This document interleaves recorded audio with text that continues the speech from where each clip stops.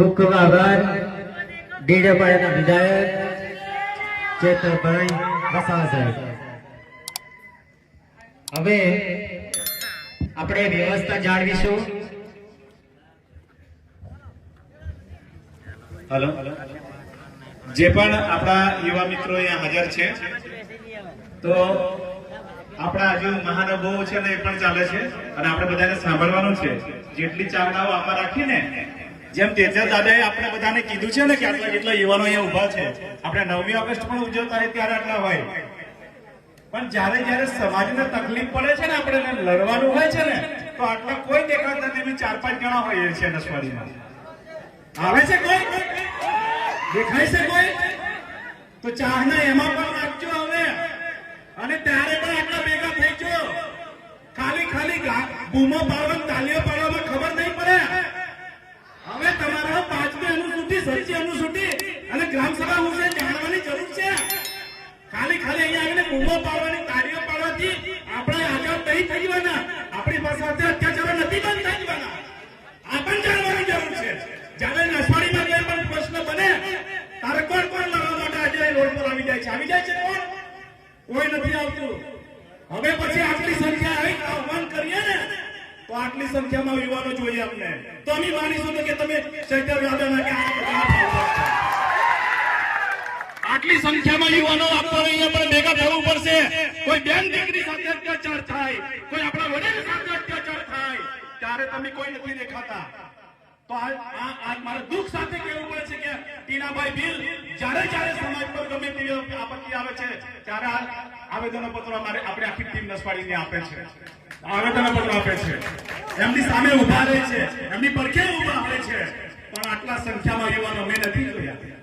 એવી ચાહનાઓ આ વડીલો ચેતર દાદાએ જેને આપી છે ને, એવી ચાહનાઓ સમાજ પ્રત્યે રાખજો યુવાનો. આ મારી તમને બધાને દુઃખ સાથે, લાગણી સાથેની વાત છે. અને આ વાત મારા યુવાનો જાગૃત થાય અને તમે પણ આમાં સહયોગ બને ને જોડાય, એ માટે કહું છું. જોહાર, જય આદિવાસી. ખૂબ ખૂબ આભાર ચેતરભાઈ વસાવા સાહેબ અને ટીનાબેન ભીલ સાહેબ. એમની લાગણીને આપણે માન આપીએ છીએ. હજી ઘણા બધા વક્તાને આપણે સાંભળવાનું છે. આપણે ધીરજ રાખીશું, કોઈ આપણે જગ્યા છોડીશું નહીં.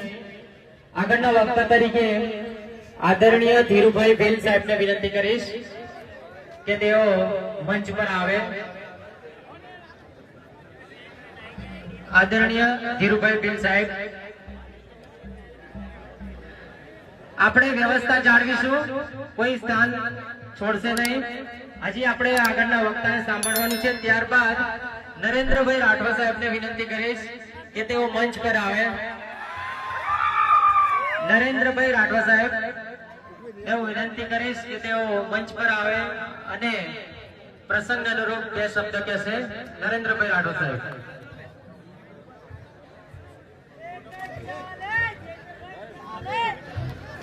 આપણે વ્યવસ્થા જાળવીશું. હજી આપણે વક્તાઓને સાંભળવાના છે.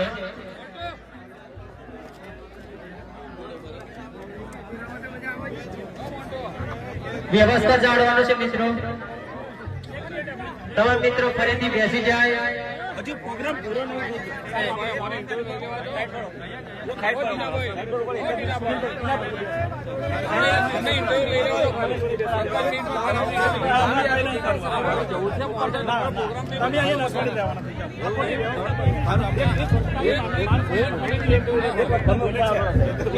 હજુ આપણે કાર્યક્રમ ચાલુ જ છે. વડોદરાની એક ટીમ છે આગળ. તમામને નમ્ર વિનંતી કે પોતાની જગ્યાએ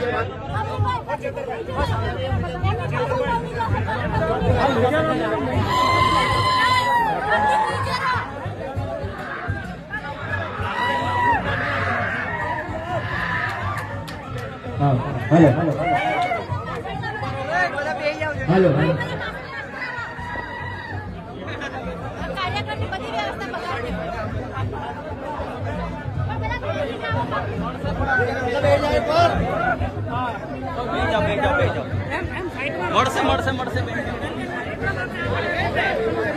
સામાન્ય તમામ યુવાન સાથીઓને નમ્ર વિનંતી છે, હવે છેલ્લે 2 જ વક્તાઓ બાકી છે. આપણે શાંતિથી બધા સાંભળીશું, પછી સાથે જ આપણે બધા રજા લેવાના છે. અમે પણ અહીંયા જ છે, અમે પણ કલાક 2 કલાક લાગશે, તમને બધાને મળીને જ જવાના છે. કોઈ ઉતાવળ કરવાની જરૂર નથી. પણ બધા શાંતિ રાખો. 2 કલાક લાગશે તો પણ અમે તમને મળીને જઈશું. બધા શાંતિથી પોતપોતાની જગ્યા પર બેસો, વ્યવસ્થા જળવાય. અને આપણા ખૂબ સારા વક્તાઓ છે, એમને આપણે બધાએ સાંભળવાના છે. તો બધાને મારા 2 હાથ જોડીને નમ્ર વિનંતી છે કે બધા પોતપોતાની જગ્યા પર બેસો અને આપણા આગળના વક્તાઓને આપણે સાંભળવાનો છે. ધન્યવાદ. આપણે સૌ આદિવાસી સમાજના છે અને આદિવાસી સમાજમાં આપણા આગેવાનો, આપણા સાથીઓ કે એટલે આપણે બધાએ માનવાનું છે. વ્યવસ્થા જળવાય એ આપણી સંસ્કૃતિ છે, આપણી સભ્યતા છે. વ્યવસ્થા જાળવવી એ આદિવાસી સમાજની સભ્યતા છે, એટલે આપણે વ્યવસ્થા જાળવવામાં બધાએ સહયોગ આપવાનો છે. ધન્યવાદ.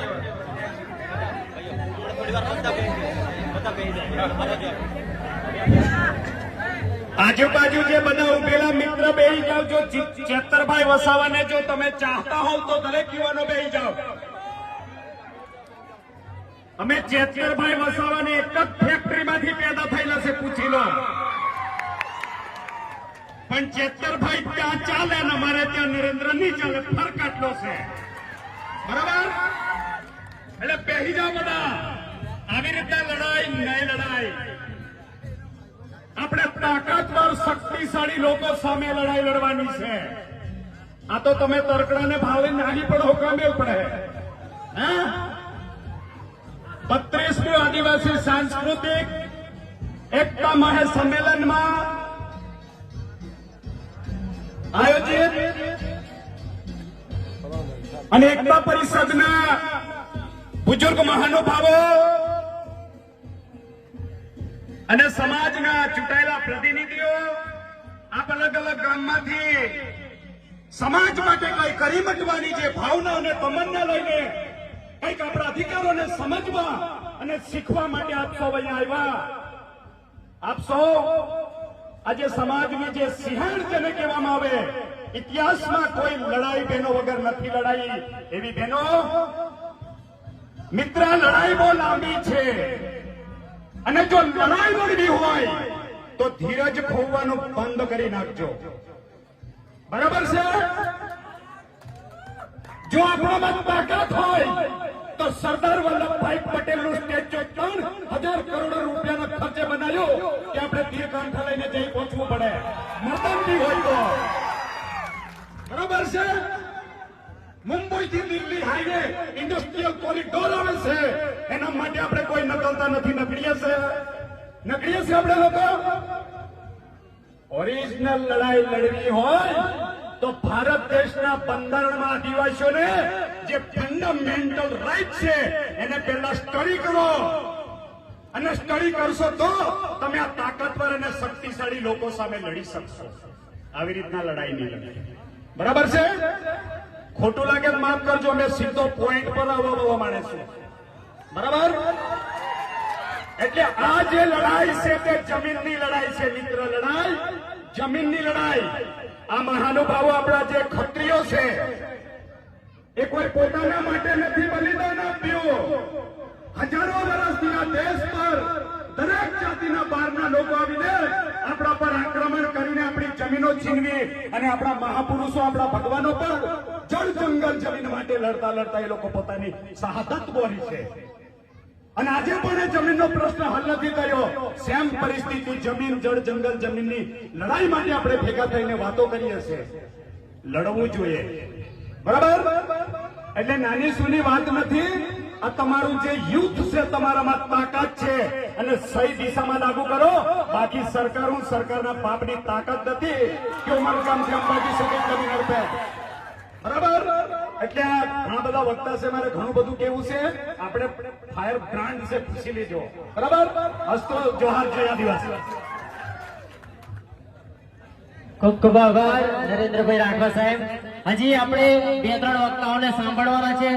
આપણે ધીરજ રાખજો. આજનો દિવસ આપણે ઘણી ધીરજ રાખી છે. હવે પછી આપણે કાર્યક્રમને આગળ વધાવતા વડોદરાથી આવેલ તિહા ટીમને હું આમંત્રિત કરીશ મંચ પર. વડોદરાથી આવેલ તિહા ટીમ ને હું આમંત્રિત કરું છું મંચ પર. ઝડપથી આવી જાય. આપણે થોડી શાંતિ જાળવીશું, વ્યવસ્થા જાળવીશું, તો જ આપણે કાર્યક્રમને સફળ બનાવી શકીશું. પ્લીઝ આપણે જલ્દી વડોદરાથી આવેલ તિહા ટીમને હું મંચ પર આમંત્રિત કરું છું. હજી બી સાંસ્કૃતિક કાર્યક્રમ બાકી છે. 2-3 વક્તાને આપણે સાંભળવાના છે. વ્યવસ્થા આપણે જાળવી રાખવાની છે.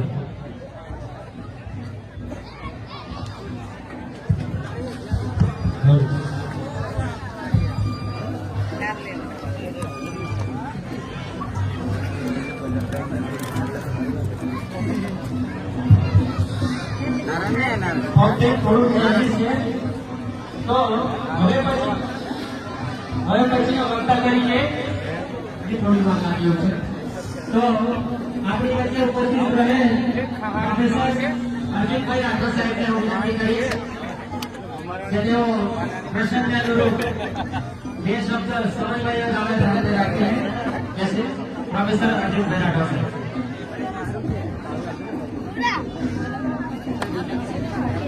અને વડોદરાથી જે ટીમ આવેલી છે ઝડપથી તૈયાર રહે.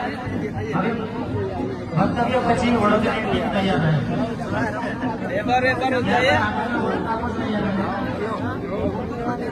એ દાંત માટે છે, શરદી કફ માટે, દુખાવા માટે.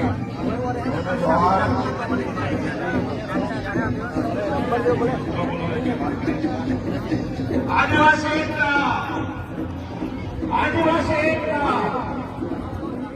આજના 35મા આદિવાસી સાંસ્કૃતિક ગુજરાતના મહાસંમેલનમાં આવતા છે. ગુજરાત રાજ્ય સૌથી પૂરતા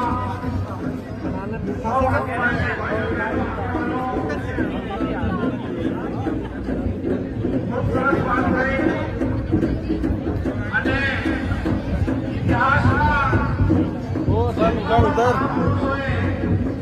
આદિવાસી સમાજની ક્રાંતિ કરી તેમણે પહેલું કામ કરવામાં જયપાલસિંહ મુંડા ગઈકાલે જેમનો જન્મદિવસ થયો 1938માં આદિવાસી મહાસભા બોલાવી